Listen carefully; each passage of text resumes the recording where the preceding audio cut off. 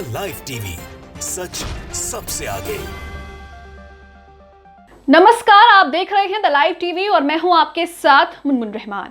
महाराष्ट्र के पूर्व सीएम उद्धव ठाकरे को बॉम्बे हाईकोर्ट ने एक बड़ी राहत दी है। बॉम्बे हाईकोर्ट ने उद्धव ठाकरे के खिलाफ याचिका को खारिज करते हुए जुर्माना भी लगाया है और क्या कुछ कहा है ये आपको आगे खबर में बताएंगे। दरअसल बॉम्बे हाईकोर्ट में एक जनहित याचिका दायर की गई थी जिसमें यह आरोप लगाया गया था कि उद्धव ठाकरे के परिवार के पास आय से ज्यादा संपत्ति है और इसको लेकर ईडी सीबीआई जो है वो जांच करे। लेकिन इस याचिका को बॉम्बे हाईकोर्ट ने सिरे से खारिज कर दिया है और मीडिया रिपोर्ट्स के मुताबिक यह भी कहा जा रहा है कि याचिकाकर्ता पर बॉम्बे हाईकोर्ट ने जुर्माना भी लगाया है। तो उद्धव ठाकरे को यहां पर बड़ी राहत मिली है। किस तरीके से लगातार उद्धव ठाकरे के खिलाफ ताबड़तोड़ महाराष्ट्र में एक्शन किए जा रहे हैं, पार्टी का चुनाव चिन्ह उनसे छीन लिया गया है और इसी के साथ किस तरीके से कई एमपी एमएलए भी शिंदे के पाले में जा चुके हैं और महाराष्ट्र के जो पूर्व सीएम हैं उद्धव ठाकरे, उन्हें किस तरीके से जो है दबाने और कुचलने की कोशिशें की जा रही हैं। लेकिन यहां पर उद्धव ठाकरे को एक बड़ी राहत बॉम्बे हाईकोर्ट ने दी है। पूरा मामला आपको बताते हैं, खबर देखिए।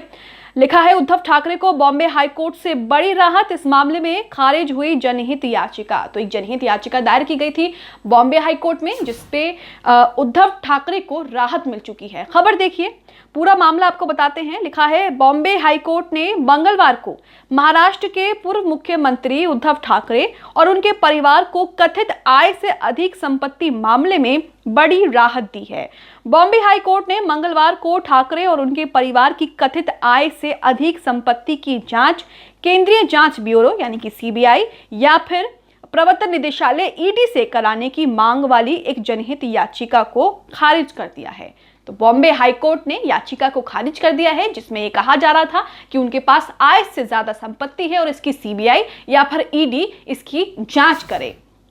खबर में आगे लिखा है शहर निवासी गौड़ी भिड़े की जनहित याचिका में मांग की गई कि पूर्व मुख्यमंत्री और उनके परिवार के खिलाफ संपूर्ण और निष्पक्ष जांच के लिए सीबीआई या फिर ईडी को निर्देश दिया जाना चाहिए। स्वयं को गंभीर और सतर्क नागरिक बताते हुए याचिकाकर्ता ने कहा कि वो भारत सरकार की आय से अधिक संपत्ति का पता लगाने में मदद करना चाहती है। याचिकाकर्ता ने ये सब कहा कि भारत सरकार की आय से संपत्ति का पता लगाने में हम मदद करना चाहते हैं और कई तरह के आरोप लगाए, यहां तक कि जांच के लिए ईडी और सीबीआई की मांग भी की गई। आगे लिखा है न्यायमूर्ति धीरज ठाकुर और न्यायमूर्ति वाल्मीकि की खंडपीठ ने याचिका को खारिज कर दिया। याचिका में कहा गया कि भिड़े भ्रष्टाचार के खिलाफ प्रधानमंत्री नरेंद्र मोदी की लड़ाई से प्रभावित हुई हैं और उन्होंने दावा किया है कि उनके पास ये दिखाने के लिए सबूत हैं कि ठाकरे परिवार ने अवैध तरीके से संपत्ति जमा की है। तो याचिकाकर्ता ने अपने आप को गंभीर और एक अच्छा नागरिक बताया और याचिका दायर की और उसमें कई तरह के दावे वादे किए। इसी में उन्होंने ये भी कहा कि उनके पास सबूत भी है, लेकिन उसके बावजूद भी बॉम्बे हाईकोर्ट ने याचिकाकर्ता की याचिका जो है वो खारिज कर दी। इसी के साथ ये भी कहा जा रहा है कि उन पर जुर्माना भी लगाया गया है। खबर में आगे लिखा है इसमें दावा किया गया है कि उद्धव ठाकरे और उनके परिवार ने कभी अपनी आय के आधिकारिक स्रोत के रूप में किसी सेवा, पेशे या व्यापार का खुलासा नहीं किया है। ठाकरे की ओर से वरिष्ठ अधिवक्ता आसपी चुनॉय और अशोक मुंदरगी ने दलील दी है कि धारणाओं के आधार पर जनहित याचिका दायर की गई है और इसमें कोई भी तथ्यात्मक आधार नहीं है।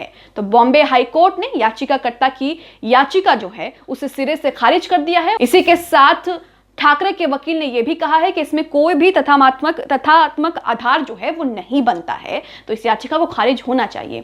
इसी के साथ एक पंजाब केसरी की खबर के मुताबिक याचिकाकर्ता को बॉम्बे हाईकोर्ट ने जुर्माना भी लगाया है। वो खबर भी आप देखिए, लिखा है उद्धव ठाकरे परिवार के खिलाफ जांच की मांग वाली याचिका खारिज, जुर्माना लगाया गया। तो इसमें यह भी कहा गया है कि याचिकाकर्ता पर कम से कम 25,000 रुपए का जुर्माना जो है वो लगाया गया है। खबर में लिखा है बॉम्बे हाईकोर्ट ने मंगलवार को जनहित याचिका खारिज कर दी जिसमें महाराष्ट्र के पूर्व मुख्यमंत्री उद्धव ठाकरे और उनके परिवार के खिलाफ आय के ज्ञात स्रोतों से अधिक संपत्ति अर्जित करने के मामले में जांच की मांग की गई थी। अदालत ने याचिकाकर्ताओं पर यह कहते हुए 25,000 रुपए का जुर्माना भी लगाया है कि जनहित याचिका में कोई साक्ष्य मौजूद नहीं है और ये कानून की प्रक्रिया के दुरुपयोग के अलावा और कुछ भी नहीं है। तो उस खबर में यह भी लिखा है कि हाईकोर्ट ने यह भी कहा है कि आपके पास पर्याप्त साक्ष्य जो है वो नहीं है। हालांकि याचिकाकर्ता अलग अलग तरह के दावे कोर्ट में कर रहा है और इसी के साथ याचिका में उन्होंने यह भी कहा है कि उद्धव ठाकरे के परिवार के पास आय से ज्यादा संपत्ति है जिसको लेकर उनके पास सबूत भी है, लेकिन लेकिन हाईकोर्ट ने साफ साफ कह दिया कि इसके कोई भी साक्ष्य नहीं है और ये कानून का दुरुपयोग हो रहा है। इसी के साथ उनकी याचिका खारिज कर दी गई। बॉम्बे हाईकोर्ट से उद्धव ठाकरे को बड़ी राहत मिल गई और याचिकाकर्ता पर 25,000 रुपए का जुर्माना भी लग गया है।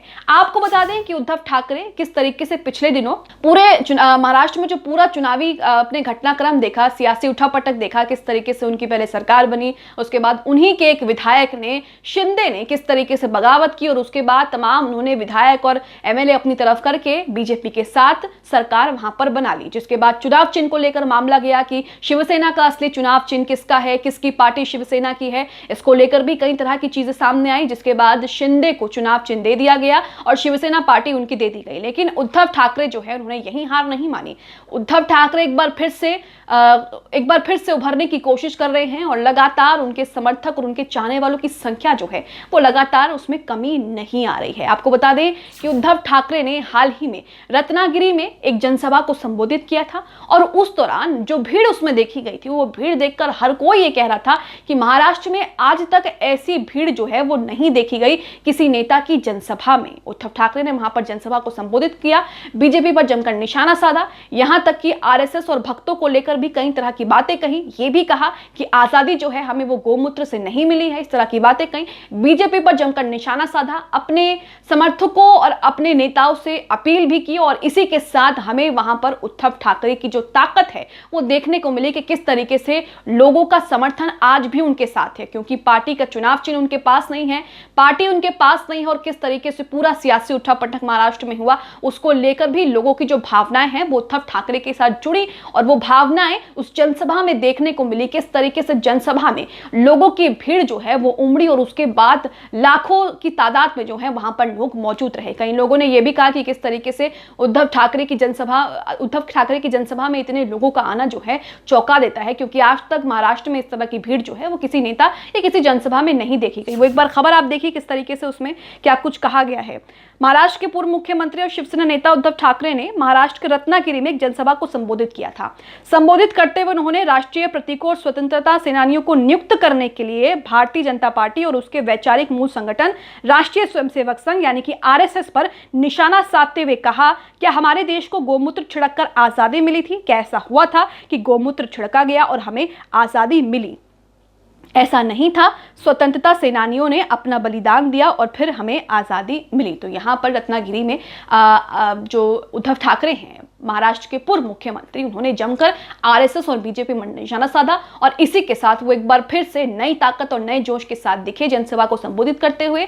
और सबसे बड़ी बात जनसभा की यह है कि किस तरीके से उसमें जो है लगातार कई लोगों की जो है उसमें भीड़ उमड़ी और इसी के साथ महाराष्ट्र के पूर्व मुख्यमंत्री उद्धव ठाकरे को लेकर बॉम्बे हाईकोर्ट ने भी अपना रास्ता जो है वो साफ कर दिया और किस तरीके से एक बड़ी राहत जो है इन्हें पूरे मामले में मिल गई है। हालांकि याचिकाकर्ता ने कई तरह की कोशिश की, कई तरह के दावे आरोप लगाए और यह भी कहा गया कि मेरे पास सबूत है, लेकिन उसके बावजूद भी बॉम्बे हाईकोर्ट ने कहा कि साक्ष्य नहीं है और यह कानून का दुरुपयोग है। 25,000 रुपए का जुर्माना जो है वो भी लगाया है। आप इस याचिकाकर्ता की याचिका पर और बॉम्बे हाईकोर्ट ने उद्धव ठाकरे को जो राहत दी है उसको लेकर क्या सोचते हैं, हमें कमेंट बॉक्स में कमेंट करके जरूर बताएं। द लाइव टीवी, सच सबसे आगे।